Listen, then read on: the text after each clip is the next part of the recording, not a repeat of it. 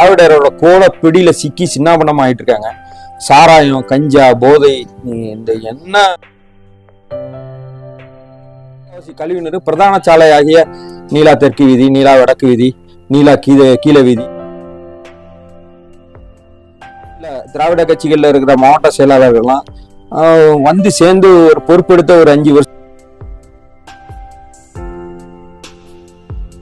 நாகை வேடன் உறவுகளுக்கு வணக்கம்.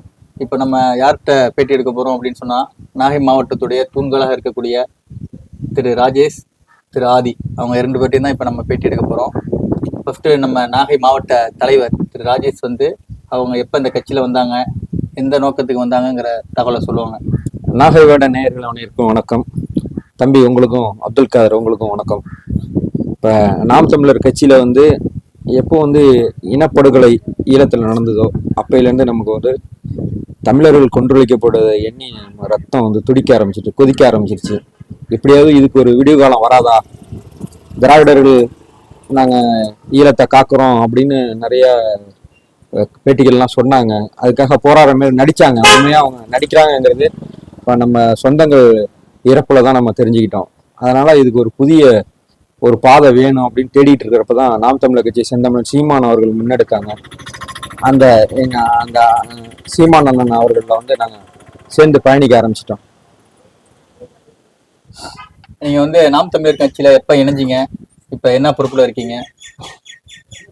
நாம் தமிழர் கட்சி 2009 இயக்கமா ஆரம்பிச்ச காலகட்டத்திலேருந்து நான் வந்து இந்த நாம் தமிழர் கட்சியில இன உணர்வோட பயணிச்சுட்டு இருக்கோம். இப்போ வந்து நாம் தமிழர் கட்சியில முன்னெடுத்து செல்றதுக்காக, அதை மேற்கொண்டு வழி நடத்தணுங்கிறதுக்காக இப்போ நாகப்பட்டினம் தொகுதி தலைவராக வந்து பொறுப்பெடுத்திருக்கேன்.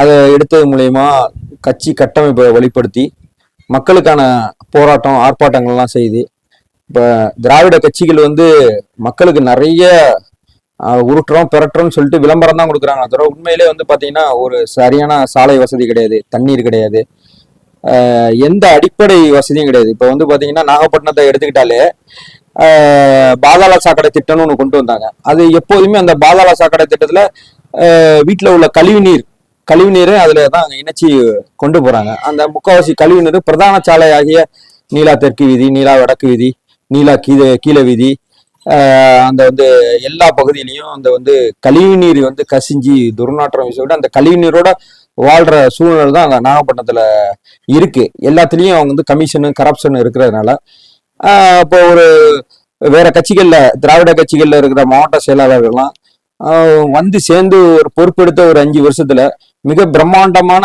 திருமணங்கள், இல்ல விழாக்கள் பயங்கரமா செய்யறாங்க. அது எப்படி செய்ய முடியுதுன்னா, அந்த மாதிரி மக்கள் திட்டங்களை அவங்க கொள்ளையடிக்கிறது தான் அவங்களோட பிரதான நோக்கமா இருக்கு. அதன் மூலியம் தான் அதை செய்ய முடியும். சாதாரணமா இருந்தவங்களாம் இப்ப மாவட்ட செயலராக மாறி மிகப்பெரிய கல்யாணம்லாம் ஊரே உலகமே வியக்கிற அளவுக்கு செய்யறாங்க. இதுக்கு காரணம் மக்கள் பணத்தை சுரண்டுறதுதான் காரணம். தரமற்ற வேலையை செய்யறது மூலியமாலதான் அந்த காசு அவங்கள்ட்ட போய் சேருது. மக்களும் மாத்தி அவங்களுக்கு தான் எப்படி காசு கொடுத்துதான் வாக்கு வாங்குறாங்க. அதை வந்து தேர்தல் ஆணையமும் கண்டுக்க மாட்டேங்குது. இதுக்கு ஒரு தீர்வு வந்து மக்களும் நம்ம மூலம் படித்த இளைஞர்களும் தான் முன்னெடுத்து மாற்றத்தை கொண்டு வரணும். அந்த நோக்கம் தான் சீமான் அவர்களும் கருத்துக்களை விதைச்சிக்கிட்டு இருக்காங்க. அதை எடுத்து கொண்டு போய் நம்ம எல்லாருக்கிட்டையும் பரப்பிக்கிட்டு இருக்கோம். இப்போ வந்து இந்த 50 ஆண்டு காலத்துல வந்து தமிழ்நாட்டில் பொறுத்த வரைக்கும் 1967க்கு பிறகு திராவிடருடைய ஆட்சி தான் நடந்துகிட்டு இருக்கு. திமுக, அதிமுக தான், மற்ற கட்சி யாராலையுமே வர முடியல. அதே போல கூட்டணி கட்சியும் வர முடியல. இப்போ இந்த வந்து நாங்க வந்து இந்த தமிழ்நாடு வளர்றதுக்கு இந்த திராவிடம் தான் காரணம் அப்படிங்கிறாங்க. தமிழர்களுடைய வரலாறு இதெல்லாம் வந்து பல ஆண்டுகளாக இருக்கு. அதை பத்தி யாரும் பேச மாட்டேங்கிறாங்க. அதை பத்தி உங்களுடைய கருத்து என்ன? திராவிடர்கள் வளமாவும் செழுமையாவும் நல்ல வசதியாவும் பெரிய ஆண்டையாவும் வாழ்றதுக்கு தான் திராவிட கட்சிகள் பயன்படுது. தமிழ் சாதியினர், தமிழ் மக்கள், தமிழ் குடிகள் யாரும் வாழ்ந்ததா எனக்கு ஒன்றும் தெரியல. என்னோட அனுபவத்துல அது தெரியல.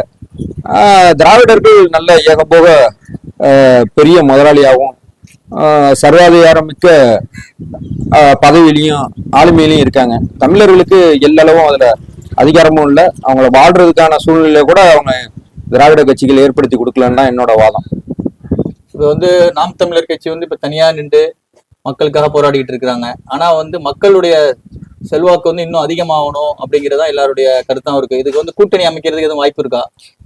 கூட்டணி அப்படிங்கிறது வந்து மக்களோட மனதோட தான் நாங்கள் கூட்டணி வச்சிருக்கோம். நம்ம வாக்குக்கு வந்து காசு கொடுக்கறது இல்லை. நல்ல உள்ள படித்து இப்போ வர்றவங்க இப்போ மாணவர்கள் 45 வயதுக்கு உட்பட்டவர்கள் நல்ல தமிழ் மீது பற்று உள்ளவர்கள் எல்லாமே நம்ம நாம் தமிழர் கட்சியை நோக்கி நகர்ந்திருக்கிறது இப்போ நமக்கு நல்லா தெரியுது. ஏன்னா இப்போ வந்து நாம் தமிழர் கட்சி 1% வாக்குல இருந்து இப்போ வந்து 8.25% வாக்குக்கு அதிகரிச்சிட்டாங்க. ஒரு அங்கீகரிக்கப்பட்ட மாநில கட்சியா உயர்ந்துட்டு இதன் மூலமா நமக்கு என்ன தெரியுது அப்படின்னா மக்கள் வந்து நாம் தமிழர் கட்சியை விரும்புறாங்க, நேசிக்கிறாங்க அப்படிங்கிறது பட்டவர்த்தனமா நமக்கு தெரியுது. இப்ப தொடர்ந்து இப்ப நாம் தமிழர் கட்சி தனியா நின்றுட்டே இருக்கு.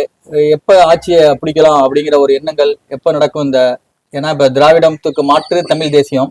ஏன்னா எவ்வளவு பேர் தமிழ் தேசியத்துக்காக போராடினாங்க, யாருமே ஆனா இந்த ஒரு அங்கீகரிக்கப்பட்ட அரசியல் கட்சியா மாறல. முதல் முறையா நாம் தமிழர் கட்சி தான் மாறி இருக்கு. இது வந்து தமிழ்நாட ஆளுமை செய்யக்கூடிய இடத்துக்கு மாறுமா? கண்டிப்பா அதை நோக்கிதான் சீமான் அவர்களும் நாம் தமிழர் கட்சியும் நாம் தமிழர் தம்பிகளும் அதை நோக்கிதான் பயணம் பண்ணிட்டு இருக்காங்க. கண்டிப்பா வந்து நம்ம ஆட்சி அதிகாரத்துல உட்கார்றதுக்கான வாய்ப்பு நமக்கு வெகு தொலைவுல இல்லை. சீக்கிரமாவே அந்த நிகழ்வு வந்து நடந்துரும். ஏன்னா மக்களோட கோர பிடியில, திராவிடரோட கோர பிடியில சிக்கி சின்னாபனம் ஆயிட்டு இருக்காங்க. சாராயம், கஞ்சா, போதை, இந்த என்ன மக்களை சீரழிக்க முடியுமோ அனைத்தையும் விதமான வச்சியும் சீரழிச்சிட்டு இருக்காங்க. மாணவர்கள் மத்தியில வந்து மது பழக்கங்கள், சமீப காலமா வந்து பாத்தீங்கன்னா வன கொள்கைக்கு எதிராக போராடுறவங்க எல்லாம் படுகொலை செய்யப்படுறாங்க. இதெல்லாம் வந்து மக்கள் பார்த்துக்கிட்டு தான் இருக்காங்க. உடனே ஒரு மாற்றம் நிகழ்ந்துரும். அது வந்து வெகு தொலைவில் இல்லை, உடனே நிகழ்ந்துரும். அதுக்கான வாய்ப்பு நிறைய இருக்கு. 2026க்கான வாய்ப்பை கூட நாங்கள் எதிர்பார்த்துக்கிட்டு தான் இருக்கோம். கண்டிப்பா வெல்றதுக்கான வாய்ப்பு அதிகமாவே இருக்கு. இப்ப பொதுவா பாத்தீங்கன்னா அதிமுக திமுக மாறி மாறி ஆட்சி அமைக்கும் போது அவங்களுடைய திட்டங்கள், உதாரணத்துக்கு டாஸ்மாக் இருக்கு, சாராய கடை வந்து இவங்க ஆட்சியில இருக்கும்போது, இப்ப ஏடிஎம்கே ஆட்சியில இருக்கும்போது திமுக வந்து போராடினாங்க டாஸ்மாக் ஒழிக்கணும்ட்டு. ஆனா இப்ப திமுக ஆட்சிக்கு வந்து அதோட டாஸ்மாகோட வருமானத்தை அதிகமாக்கணும்னு நினைக்கிறாங்க. இதே போல வந்து கனிம வள கொள்ளை, இதே போல நீர் மேலாண்மை, எல்லாத்துலயுமே ரெண்டு பேருக்குமே ஒரு மாற்று சிந்தனை கிடையாது. திமுக அதிமுகவுக்கும் ஒரே சிந்தனை தான் இருக்கு. இந்த இதுல வந்து நாம் தமிழருடைய கட்சியுடைய சிந்தனை எப்படி இருக்கு? சுயசார்பு பொருளாதாரத்தை நோக்கி தான் நாம் தமிழர் கட்சி வந்து மக்களை பயணிக்க வைக்கிறது. ஆடு மாடு வளர்ப்பு, நிறைய பேர் படிச்சுட்டு வேலைக்கு போகணும்னு சொல்றாங்க. வேலை வாய்ப்பு அப்படிங்கிறது நம்மளே உருவாக்கிக்கலாம். நிறைய இடங்களை வித்துட்டு பல கோடி ரூபா செலவு பண்ணி படிக்க வச்சுட்டு கடைசியில அவங்க என்ன பண்றாங்க, ஒரு நிறுவனத்துல வேலை செஞ்சு ஒரு வீடு கட்டுறதே அவங்களுக்கு மிகப்பெரிய போராட்டமா இருக்கு. ஆனா இங்க எண்ணற்ற வளங்கள் கொட்டி கிடக்கு. உலக நாடுகளுக்கு வந்து உணவு சப்ளை, உலக நாடுகளுக்கெல்லாம் நம்ம உணவு வழங்கிய தமிழர்கள் வந்து ஒருவேளை குடும்பத்தை நடத்துறதுக்காக அந்நிய நிறுவனங்கள்ட்டையும் பிற முதலாளிகள்ட்டையும் போய் வேலை செய்யணுங்கிற அவசியம் தேவையில்லை.